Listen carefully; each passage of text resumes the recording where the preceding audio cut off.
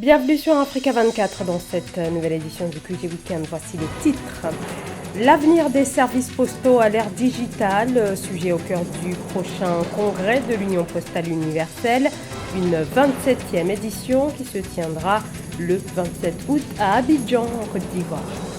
Appui du Fonds monétaire international à l'État camerounais, le conseil d'administration de l'institution approuve un accord de 689 millions de dollars au titre de la facilité élargie de crédit et du mécanisme élargi de crédit. Il était un monument de la musique antillaise. Jacob Desvarieux, fondateur du groupe Kassav et père du zouk, est décédé à l'âge de 65 ans. Le guitariste français était hospitalisé depuis la mi-juillet après avoir été contaminé par le Covid-19. Le choix du président de la commission électorale continue de diviser, toujours aucun consensus. À environ 2 ans des prochaines élections de décembre 2023 en République démocratique du Congo, les divergences persistent sur l'architecture de la commission électorale. Un rapport transmis à l'Assemblée nationale évoque justement cette absence de consensus. Les doutes portent sur 2 candidats, le point d'achoppement étant la dépolitisation de l'institution. Le 27e congrès de l'Union postale universelle doit s'ouvrir dans quelques semaines, le 27 août. Cette année, l'événement se tiendra en Côte d'Ivoire. Thématique retenue pour cette nouvelle édition, l'avenir du secteur postal face aux enjeux de la digitalisation. Le point avec Mildred Diamou. Du 9 au 27 août 2021, la Côte d'Ivoire va accueillir le 27e congrès de l'Union postale universelle, organisation qui rassemble 192 pays membres pour préparer l'avenir du secteur postal mondial. Ce congrès, qui se tient tous les 4 ans et qui réunira la communauté postale mondiale, se déroulera en Afrique pour la seconde fois dans l'histoire de l'organisme.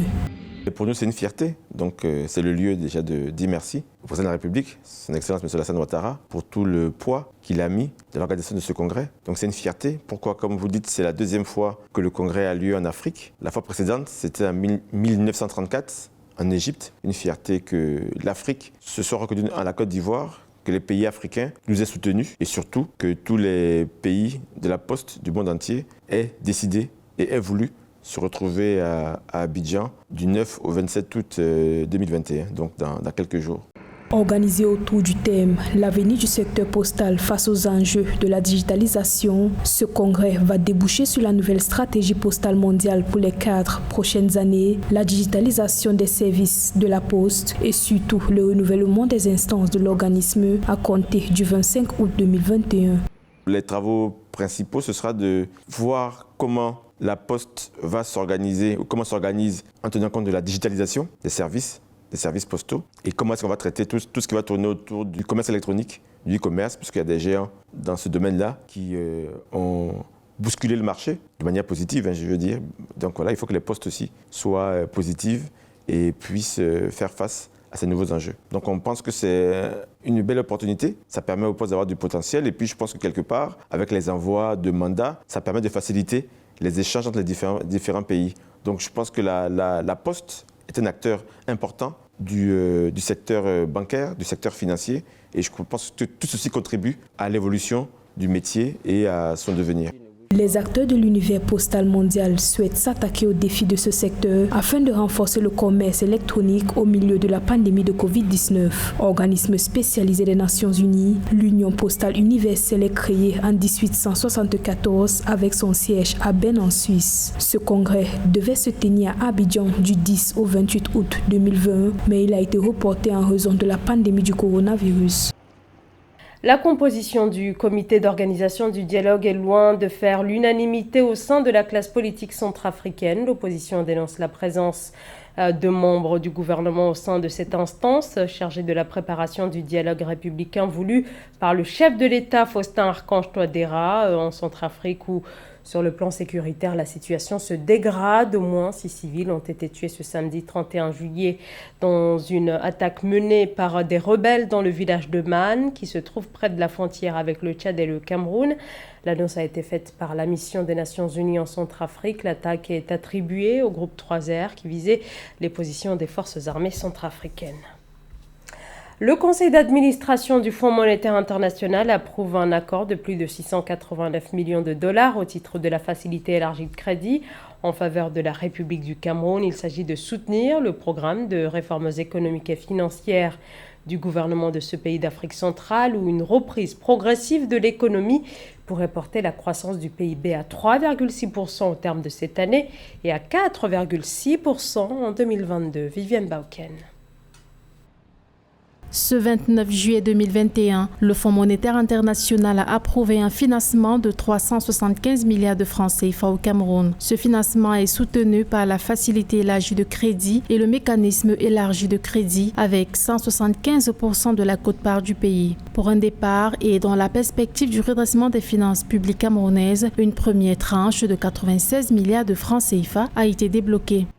Le dit financement du FMI d'un montant de 375 millions de francs CFA au titre de la facilité élargie du crédit sur une période de 3 ans servira sans doute à renforcer la position extérieure du Cameroun et redresser les finances publiques, lesquelles ont été rudement mises à l'épreuve afin d'atténuer les répercussions de la pandémie à travers les dépenses de santé, de protection sociale entre autres, ainsi que de relancer l'activité économique pour une croissance inclusive et forte.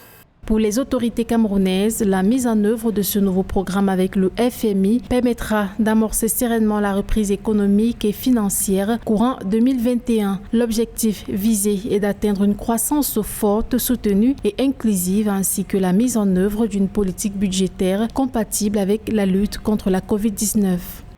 Le Cameroun, comme la majorité des pays du globe, a été frappé de plein fouet par la pandémie du Covid-19. Cette dernière a entraîné une dégradation importante de la situation économique du pays, traduite entre autres par la dégradation de la balance des paiements, une baisse de la consommation et des investissements privés et publics. Pour y faire face, l'État du Cameroun a été contraint de recourir à de l'endettement, tant au niveau national qu'à l'international, suscitant dès lors des inquiétudes quant à son niveau d'endettement, bien que respectant le seuil communautaire de 70% du PIB.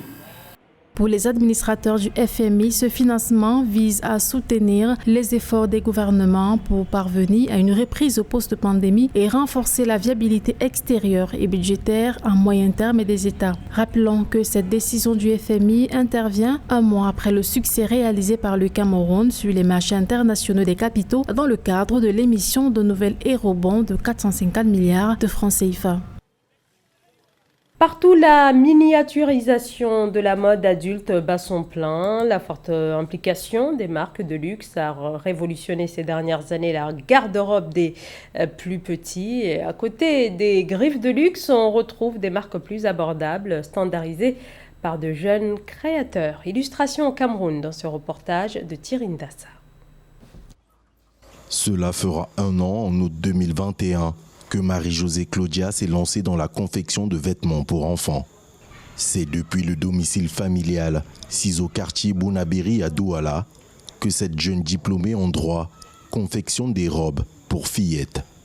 Alors que cette jeune Camerounaise de 27 ans rêvait d'une carrière au sein de l'administration, sa vie prendra un autre tournant à la suite de la naissance de sa fille. Lorsque j'ai accouché de ma deuxième fille, ma maman qui est couturière de formation, elle m'a fait des cadeaux qui sont des robes confectionnées par elle. Donc la qualité des robes et puis la beauté des robes m'ont fait penser, me lancer dans la fabrication de robes aux petites filles. Nous avons juste eu l'idée et puis nous nous sommes lancés tout simplement. De fil en aiguille, le projet prend forme. Marie-Josée Claudia publie ses premiers modèles sur les réseaux sociaux. Et c'est ainsi que commence l'aventure de la marque de vêtements Les Pupilles. D'une robe vendue par jour au lancement du projet, cette petite entreprise familiale vend désormais en moyenne 10 robes toutes les 24 heures. Les sources d'inspiration sont diverses, un seul objectif, la beauté de la petite fille. Nous avons la qualité de l'habit même, parce que nos habits sont faits en coton. Nous tenons à ce que le coton soit vraiment sélectionné car nous demandons aux fournisseurs de nous donner de bons produits. Donc là, nous avons une robe en coton. Et puis le coût, nos robes sont vraiment moins chères. Là, par exemple, nous avons une robe de 3 500 francs. La mère de Marie-Josée Claudia n'a pas seulement inspiré sa fille. Couturière pendant des dizaines d'années, Elle fait partie des employés de cette petite entreprise. Pour elle, les pupilles est un rêve qu'elle souhaite vivre jusqu'au bout. Je suis fière parce que quand elle m'a dit « Maman, je veux exposer ses habits », au départ, je pensais que c'était un petit jeu. Mais j'ai tenu, elle a tenu par la main et je souhaite que ça avance. Je suis vraiment contente. Les commandes de robes que reçoit Marie-Josée Claudia ne sont pas que locales. Au cours de l'année, ces produits se sont écoulés dans plusieurs pays d'Afrique et d'Europe. Cette jeune entrepreneur rêve même d'industrialiser son activité sur le long terme. La question de l'aménagement du territoire est au cœur d'un programme dénommé REVIT, lancé depuis le 26 juillet en République démocratique du Congo. Il s'agit d'une campagne destinée à inciter les Congolais, notamment ceux de la diaspora, à construire dans leurs villages, des villages totalement délaissés ces dernières années en faveur d'une urbanisation galopante. Reportage de notre correspondant Jacques Amboka. En République démocratique du Congo, les villages sont maintenus dans un état de sous-développement, manque d'infrastructures de base d'une part et de l'autre l'indifférence des originaires qui ne disposent pas de domicile décent.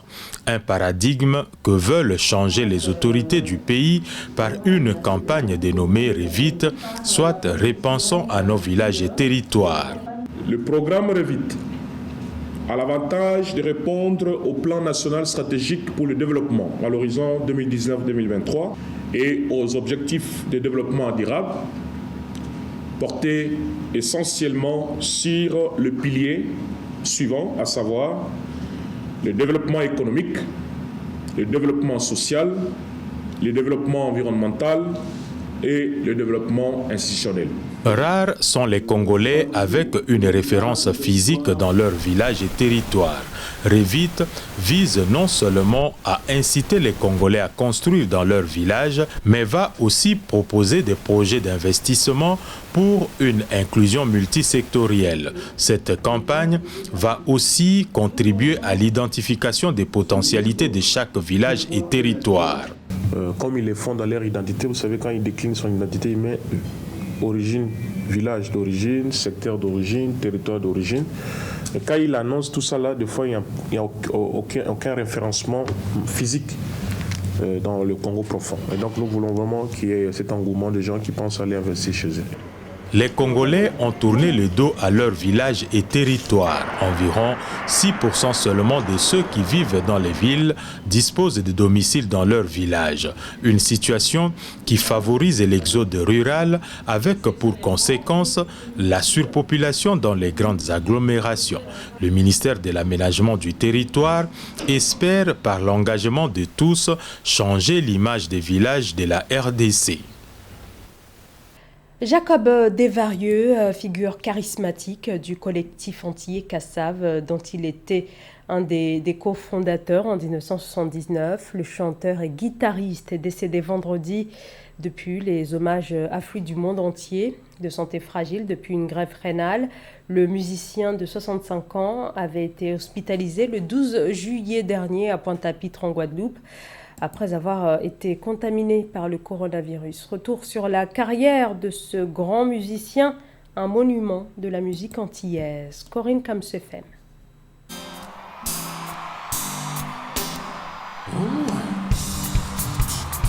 Une énergie sur scène qui ne pourra plus jamais distiller.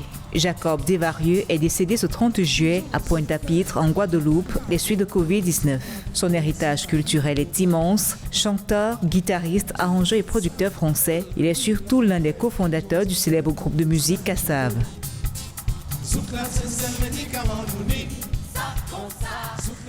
Jacob Desvarieux, qui vient de nous quitter, était un immense artiste, ça c'est universellement reconnu.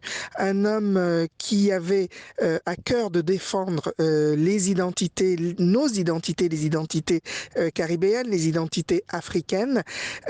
Et en ça, il a été avec Kassav notamment un des marqueurs de ces mouvements. Né le 21 novembre 1955 à Paris, Jacob Desvarieux sera très tôt entraîné par la passion du voyage de sa mère. Sa maman, il me disait ça lors d'une interview, sa maman avait toujours eu envie de vivre en Afrique et le premier pays où il a atterri, où elle a atterri, c'était le Sénégal. Donc Jacob avait 4 ans et donc il a grandi au Sénégal. C'est un petit Wolof, c'est un petit Africain. Rentré en Europe et après des débuts timides en musique, il cofonde en 1979 avec Pierre-Édouard Décimus le groupe Kassav avec d'autres voix qui deviendront célèbres comme celle de Jocelyne Berroat. Jacob, c'est une grosse perte immense pour nous artistes et aussi pour le public parce que Jacob, c'était une figure emblématique du groupe, ils étaient plusieurs, il en fait partie. Et moi, je pense personnellement que Kassav a apporté beaucoup de choses dans la musique urbaine. Non seulement c'était un des très très bons musiciens, mais c'est aussi de très grands communicants qui savaient comment donner la joie aux gens. Et la perte de Jacob, c'est une grosse perte. Les tournées commencent en 1982. Jacob Desvarieux et son groupe inventeur du zouk deviennent leaders de la scène antillaise. Il aimait bien rappeler au public les origines africaines de ce rythme que le groupe Kassav a réussi à imposer sur la scène mondiale. La définition, je dirais que c'est un peu comme les gens qui la font, quoi. Ce sont des Africains, on va dire. C'est une grosse racine africaine. Et puis, il y a un petit peu de tous les gens qui ont colonisé le coin. C'est ce qui fait la Caraïbe, en fait. La Caraïbe, c'est ça, ce sont des Africains avec un petit peu de la culture de leurs colons.